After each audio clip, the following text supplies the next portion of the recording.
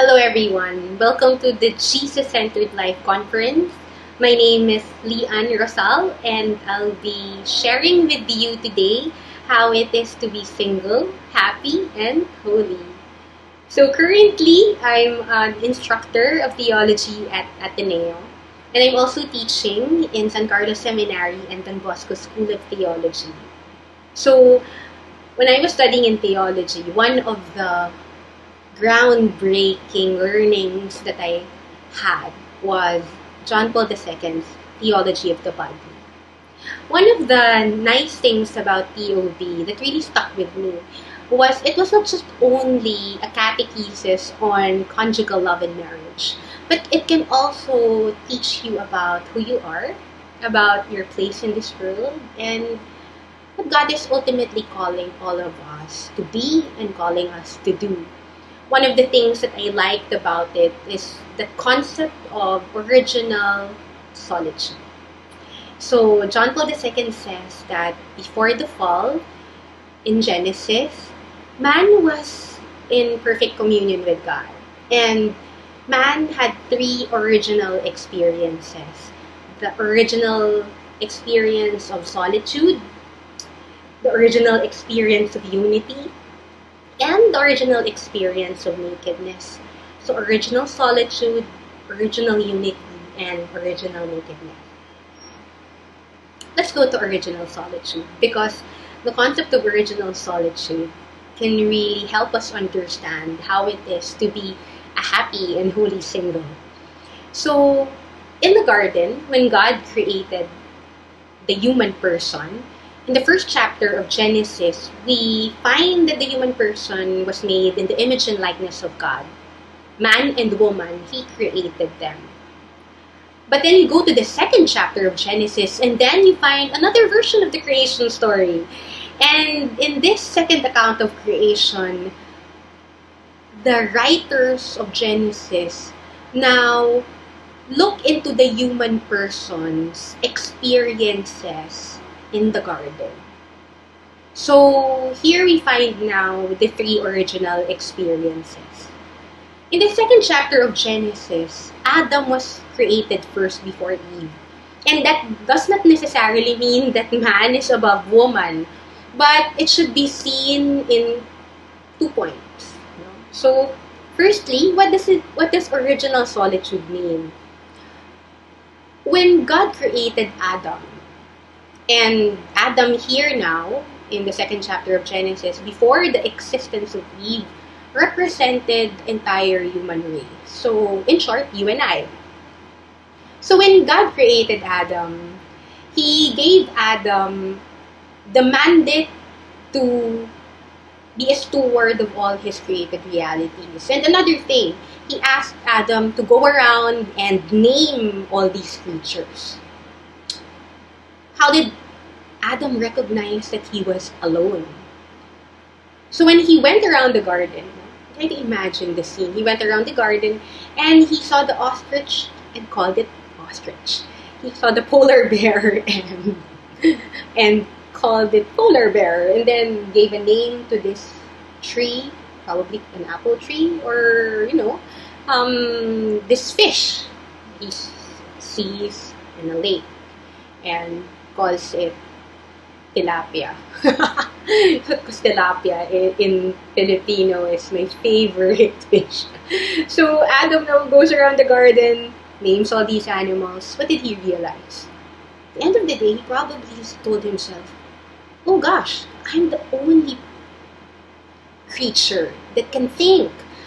I'm the only creature that has a higher level of learning, a higher level of thinking, that can name all these things. I have feelings. I can feel sad. I can feel happy. And I'm alone. In all of these things. And here is God. What does it say about Adam in the first point of original solitude? Adam is now made, firstly, to be in a special relationship with God. Adam saw how special he was because he could think this way. He could freely choose. He can feel this way. The dog cannot do it. The tree cannot do it. The cloud couldn't do it. It was only Adam. And then probably Adam felt love because he felt special. How do we relate that to us? Well, when you look at you, all your quirks, all the beautiful things about you, when you look at your face in the mirror, when you check your inner self and check out what you're good at, your talents, let's go to the scientific part of us, that each of us would have a unique DNA. What's it say about you? That in the past and in the future, there will be no other you. You will be alone. You're the only one who will exist as you. There will be no other Lian in the future. When you go way past my birth, there was no Lian. Just like the Lian that you see today and hear today. That makes you unique, unrepeatable, according to John Paul II. That makes you special. And that should tell you how infinitely loved you are by God. How He willed you into existence because He loves you. And so we now go to the second point of solitude, that after naming all these animals, God saw that Adam was alone and that he needed someone beside him, a helper fit for him. And so he created Eve.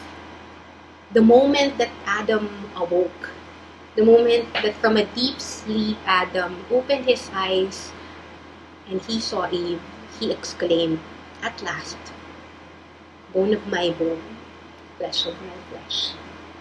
It's as if when suddenly you find the person who you will be with for the rest of your life, if your vocation is marriage, you finally exclaim on your wedding day, "I do." That would be that experience of unity in the garden, original unity. But let's go back to original solitude and these 2 points.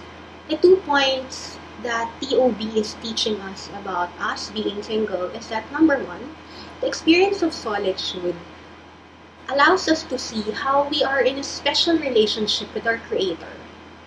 There was even one point in the second account of Genesis when even before the creation of Eve, God already told Adam, "You are to eat of anything here except one fruit in a particular tree. And if you do that, you will die." And when Adam heard about death, then he realized how limited he was. How he was just a mere creature before this God, but yet he was special and he was loved. And what does it say about us? God sees us despite how we see ourselves. God willed us into existence. God loved us. God called us beloved. And rightly so, because the experience of Adam in solitude would actually communicate to us that above all our relationships, the primordial relationship is you and God. That even before you become in a relationship with another person, romantic relationship, platonic relationship, the first relationship that you should establish is that of an intimate and personal, conscious relationship with God. Why? I would like to imagine that before Adam said, "Bone of my bone, flesh of my flesh," this is this person who I love. Even before he loved Eve, he already learned what love was. because he was in an intimate, personal, and conscious relationship with God, who is love, and who now taught Adam how to love. In your single life, make the most out of being single by being in a relationship with God, who will ultimately teach you who you are, and in discovering your identity, in being solid with you calling yourself God's beloved, then you can also be able to love others as well as a consequence of that. Remember that Adam was first in a relationship with God, and in a way, when God taught him how to love, he was able to look at Eve without lust. He was able to look at Eve with eyes of true love. Let's go to the second point. Single, and the second point would be happy. Originally, in the Garden of Eden, God intended that man would live in perfect happiness. And this happiness, this joy, stems from man being in a communion with God. Man was one with God. Sin was not yet there because the disobedience did not happen yet. And before the fall, Adam was in a perfect communion with God. Adam and Eve were in a perfect communion with God. And that brought them joy. There was perfect happiness in the garden. There was no existence of death yet. There was no existence of pain and suffering. There was just joy. And what happened? Well, we know what happened next. When they disobeyed God, sin existed, death happened, and so did pain. And even if that happened to the human person, even if at the moment we feel broken, even if we feel wounded, even if we feel shadows looming over us, as part of us being fallen, God still planted in the human heart a way by which we can be happy. And planted in the human heart the desire and the longing to be happy. That's why, we want to be happy. We seek happiness in many things, in many ways. And probably you being single, what you might think is that you can only be ultimately happy if you are in a romantic relationship with another person. But, when you go to the idea of original solitude and in these original experiences, the fact remains that ultimate happiness can only be found when you are one with God, when you are in a relationship with God, and everything else becomes secondary. When we are in a relationship with God, when we follow the footsteps of Christ, when we become a disciple of Jesus, and when we give our life to Him, then we experience happiness. That's why I remember Father Robert Barron saying in his documentary Catholicism that when you look at Jesus on the cross, He is the perfect example of happiness. He's the embodiment of the Beatitudes, ways by which one can be happy. So when you look at Jesus on the cross, you find an image of happiness. And so if you want to be happy and single, then maybe at this point of being single, instead of looking for happiness in so many things, why not find happiness where you are at the moment? When you have a relationship with God, when you have a relationship with Christ, you can better yourselves where you are. And you can find that happiness is just within reach. Happiness could be talking to a friend. Happiness could be a cup of coffee. Happiness could be looking at the sun and marveling at its beauty. We can choose to be happy every single day. And there are always things around us that God sends us, people around us that can teach us how to be happy. And that we can be happy even if we're still single and finding ourselves. The last point would be wholeness, holiness. Before I thought holiness was the absence of sin. But later on, I realized that holiness is just simply the continuous struggling to love. And it's me getting better each and every day, accepting my weaknesses, accepting my wounds, seeing my brokenness as something beautiful and redeemed by Jesus when He died on the cross. And despite me being imperfect, I can always choose to love. And I will always choose Jesus. And in my constant fiat, and my constant yes, like Mary, of choosing God, then God now forms me into becoming whole, into becoming holy. So holiness is not the absence of sin.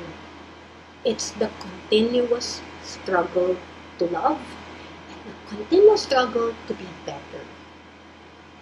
How can you be single, happy? One tip would be, at this point of being single, then better yourself. Try so many things that can make you grow. Things that are good, of course.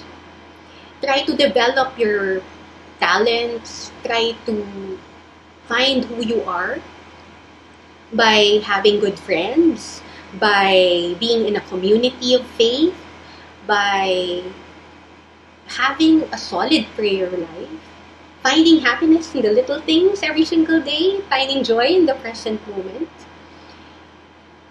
And if married life is indeed for you, then one day you'll just wake up. And suddenly, you will find that person. And you can exclaim just like Adam, finally, here you are, the love of my life, bone of my bone, flesh of my flesh.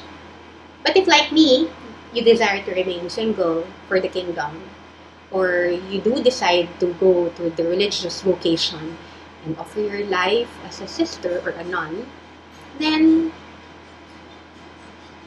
that actually just shows that the way to become happy and holy while you're single is not really having a romantic relationship.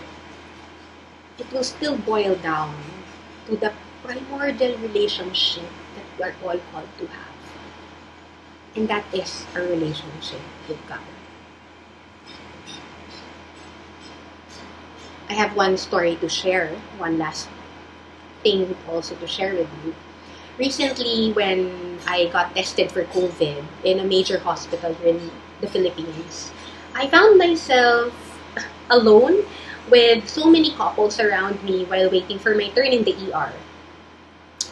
Of course, human as I was telling God, Lord, wouldn't that be nice if I would have a hand to hold while I'm getting the swab test? Because that's painful. And suddenly, there was just a tinge of sadness. Not something very overwhelming. And when I went to the swab station, suddenly, fear got over me. And I was telling God, Lord, I wish I had someone beside me. And then all of a sudden, the hospital speakers played the song of a favorite band that I'm standing at the moment. And the lyrics of the song goes this way. Shining through the city with a little funk and soul, light it up like a dynamite. And so, it was as if God was telling me, it was just like a message from heaven, and God telling me, no, Liad, you're not alone. I'm here with you. And I will find ways to console you. I'll find ways to make you feel loved. I'll find ways to make you feel that you're not alone. And, that you and me together in this life, being in a relationship with each other, we can be just like that BTS song, that when you have me in your life, you can shine through the city with a little funk and soul, and with the love that you carry within you, being single, happy, and holy, you can light up others' lives like a dynamite. I pray that you will also find the joy in being in a relationship with God. Being single is not a disease. But being single at this point in your life can be one of the happiest stages that you could be in. Only if you would find happiness where you are, and you will constantly choose and struggle to love, or holy. God bless you.